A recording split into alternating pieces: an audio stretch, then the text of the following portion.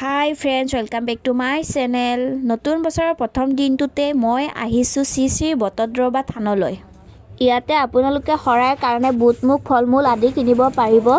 ইয়াত আপোনালোকে চাকি ধূপ জ্বলাব নোৱাৰিব। আপোনালোকে তেল ধূপ আনি নৈবদ্য গৃহত দিলেই হ'ল। তেওঁলোকে আপোনালোকৰ নামত চাকি ধূপ জ্বলাই দিব। মই আহোঁতে এন্ধাৰে হ'ল, আপোনালোকক ভালকৈ দেখাবই নোৱাৰিম। আৰু এয়া পুখুৰীটো যে দেখিছে, এই পুখুৰীটোৰ নাম হ'ল হাতী পুখুৰী। 19 বছৰ বয়সতে 1668 খ্ৰীষ্টাব্দত শ্ৰীমন্ত শংকৰদেৱে বৰদোৱাতে শ্ৰী শ্ৰী বটদ্ৰৱা থানখন স্থাপন কৰিছিল। মই ক্লিপবোৰ ভালকৈ ল'ব পৰা নাই, আন্ধাৰো হৈছে। আৰু গুৰুজনাই নাম কীৰ্তন আৰম্ভ কৰাৰে পৰা ইয়াত বন্তি এগছি জ্বলাইছিল। কথাখিনি আৰম্ভ হোৱাৰ আগতে কওঁ, এই শিলিকাজোপাৰ তলতে গুৰুজনাই শাস্ত্ৰ লিখিছিল। এতিয়া আকৌ বন্তি গোজলৈ আহোঁ। সেই তেতিয়া দিনৰ পৰা এতিয়াৰ দিনলৈকে বন্তি গোজ ক্ষয় ক্ষতি হোৱা নাই। ক্ষয় ক্ষতি নোহোৱাৰ কাৰণে এই বন্তি গোজৰ নাম হৈছে অক্ষয় বন্তি। আমাৰ নাম কীৰ্তন গুৰুজনাইহে আৰম্ভ কৰিছিল। সেই আৰম্ভ কৰাৰ পৰাই এই বন্তি গোজ জ্বলিয়ে আছে আৰু এতিয়ালৈকে ক্ষয় ক্ষতি হোৱা নাই বন্তি গোজৰ। আৰু বৰদোৱা থানত আহিলে এই নামঘৰৰ ভিতৰত সোমাবলৈ হ'লে ৰাষ্ট্ৰীয় পোচাকযোৰ পিন্ধি আহিলেহে নামঘৰৰ ভিতৰত সোমাব পাৰিব। মোৰ কি হ'ল জানেনে, জাতীয় পোচাকযোৰ যে মই পিন্ধি আহিলোঁ, মই পিন্ধিছিলোঁ চুৰিজাৰ। কি বা মনে ক'লে মোৰ চুৰিজাৰযোৰ খুলি থৈ মই এই চাদৰ মেখেলাযোৰ পিন্ধি আহিলোঁ। আৰু ইমান দূৰৰ পৰা আহা এইটোও মোৰ ভাল লাগিছে যে মই যদি চুৰিজাৰযোৰ পিন্ধি গ'লোঁ হয়, মই ভিতৰত সোমাব নাপালোঁ হয়, আকৌ বেয়া লাগিল হয়। কিন্তু মেখেলা চাদৰযোৰ পিন্ধি আহি মই বহুত ভাল কাম কৰিছোঁ।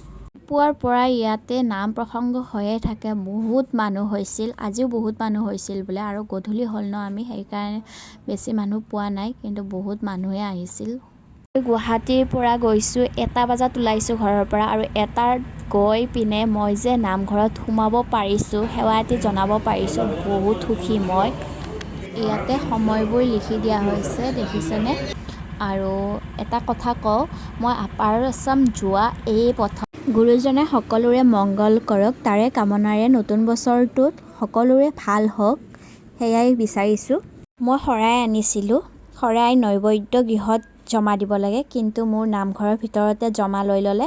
নৈবদ্য গৃহলৈ এবাৰ যাই চাওঁ কুপনটো দিয়ে নে নিদিয়ে। গুৰুৰ ব্যৱহৃত পাটনাথ। এই কুঁৱাৰ পানীৰে গুৰুজনাইহে গা ধুইছিল, গুৰুজনাইহে খাইছিল। আৰু ভকতসকলে আকাশী গংগাৰ পানীহে ব্যৱহাৰ কৰিছিল। আৰু আকাশী গংগাটো দেখাব পাৰোঁনে নাই চাওঁ আহকচোন। ইয়াতে যাত্ৰীসকল থাকিব পৰাও ব্যৱস্থা আছে, এয়া দেখিছেনে?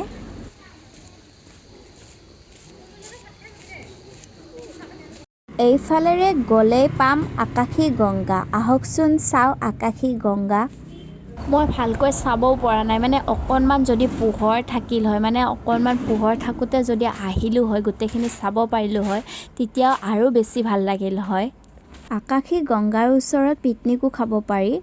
আৰু নন ভেজ এলাও নাই, ভেজহে খাব পাৰিব। এয়া হ'ল আকাশী গংগা। ৰাতিৰ আকাশী গংগাখন আপোনালোকক দেখালোঁ। কেতিয়াবা যদি আকৌ আহোঁ, দিনৰ আকাশী গংগাখন দেখাব চেষ্টা কৰিম। আকাশী গংগাৰ নাম কেনেকৈনো আকাশী গংগা হ'ল আহকচোন। তেওঁ জন্মৰ পিছত বৰদোৱাত পানীৰ বৰ অভাৱ হৈছিল। পানীৰ অভাৱৰ কাৰণে তেওঁ কুঁৱা ভাগ খান্দি লৈছিল। সেই ভাগ কুঁৱাৰ পানী তেওঁহে খাইছিল, তেওঁহে গা ধুইছিল। কিন্তু তেওঁৰ লগত 120 জন ভকত থাকে। 120 জন ভকতে আকৌ গুৰুজনাৰ লগত নাম কীৰ্তন কৰিব লাগে। যেতিয়া গা ধুবলৈ পানী নাই, খাবলৈ পানী নাই, নাম কীৰ্তন কেনেকৈ কৰিব? তেতিয়া সকলো ভকতে লগ হৈ গুৰুজনাৰ ওচৰত আপত্তি কৰিছে যে গুৰু বাপ, আমাৰ পানী অকণৰ সুব্যৱস্থা কৰি দিয়ক। তেতিয়া গুৰুজনাই অক্ষয় বন্তি গোজৰ ওচৰত ধূপ চাকি জ্বলাই আৰাধনা কৰিলে। মধ্যৰাতি আকাশৰ পৰা আকাশী গংগাখন নামি আহিছিল। সেয়ে ইয়াৰ নাম আকাশী গংগা। আমি গুৰুজনাৰ সৃষ্টিৰাজিৰ কথা শুনিয়ে আহিছোঁ, কিন্তু এই থানত আহি নিজ চকুৰে দেখি মনটো কিবা এটা ভাল লাগি গ'ল। এয়া নৈবদ্য গৃহ। নৈবদ্য গৃহ, ইয়াতে আপোনালোকে শৰাই দিব পাৰিব, লগতে কুপন দিব প্ৰসাদৰ কাৰণে। এয়া দেখিছেনে? বহুত দেৰি হৈ গ'ল, সেইকাৰণে মই আপোনালোকক ভালকৈ দেখাব নোৱাৰিলোঁ। কেতিয়াবলৈ আহিম আৰু দেখাম আপোনালোকক। এয়া অলপ দেখাইছোঁ নামঘৰৰ ভিতৰত, দেখিছেনে? এয়া প্ৰসাদ ল'লোঁ। ভগৱানৰ আশীৰ্বাদ। যিয়ে নহওক গধূলি আহি পালেও সেৱা এটি জনাব পাৰিলোঁ ভগৱানৰ ওচৰত। মাহ প্ৰসাদ দুটামান হ'লেও খাব পাৰিলোঁ, সেয়ে বহুত।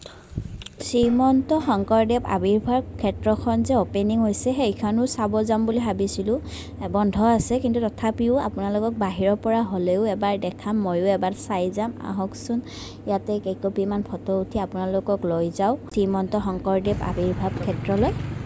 নামঘৰৰ পৰা 1 কিলোমিটাৰ দূৰ শ্ৰীমন্ত শংকৰদেৱ আৱিৰ্ভাৱ ক্ষেত্ৰ দেখিছে, আৰু এতিয়া বন্ধ কৰি ৰাখিছে। এইখন আছেনে, বন্ধ কৰি ৰাখিছে। ইমান মানুহ আছে। নামঘৰৰ মানুহৰ পৰা শুনিছোঁ বহুত মানুহ আহি পিনে লেতেৰা কৰিছিল, সেইকাৰণে বন্ধ কৰি থৈ দিয়া বুলি। নেজানো আৰু কিহৰ কাৰণে বন্ধ কৰিছে, কিন্তু এইটো বুলিয়ে কৈছে। এখন দেখিছেনে, যাব পালে আকৌ ভাল লাগিল হয়, অলপমান মনটো শান্তি লাগি থাকিল। আহোঁতে বহুত দেৰি হৈ গ'ল, সেইকাৰণে ভালকৈ দেখাব নোৱাৰিলোঁ। তথাপিও যিখিনি দেখাব পাৰিছোঁ, ক'ব পাৰিছোঁ, সেইখিনি ক'লোঁ আপোনালোকক। আৰু যদি ইয়াতে কিবা ভুল ভ্ৰান্তি হৈছে আপোনালোকে মোক ক্ষমা কৰি দিব। আজিৰ ভিডিঅ'টোত এইখিনি আছিল। আপোনালোকে চাই কেনেকুৱা পালে কমেণ্ট কৰি জনাব। ভাল লাগিলে লাইক কৰিব, শ্বেয়াৰ কৰিব, আৰু যিসকল মোৰ চেনেলটো নতুন এতিয়ালৈকে ছাবস্ক্ৰাইব কৰা নাই ছাবস্ক্ৰাইব কৰিব, লগতে বেল আইকনটি দবাব। আধা ৰাস্তাতে জুই পাইছোঁ দেখিছেনে, এতিয়া বাজিল। ফেচবুকত চোৱাসকলে ফেচবুকত ফ'ল' কৰি দিব। Happy new year. সকলোৱে হাঁহি থাকক, আনকো শুবাই থাকক। Thank you, bye by.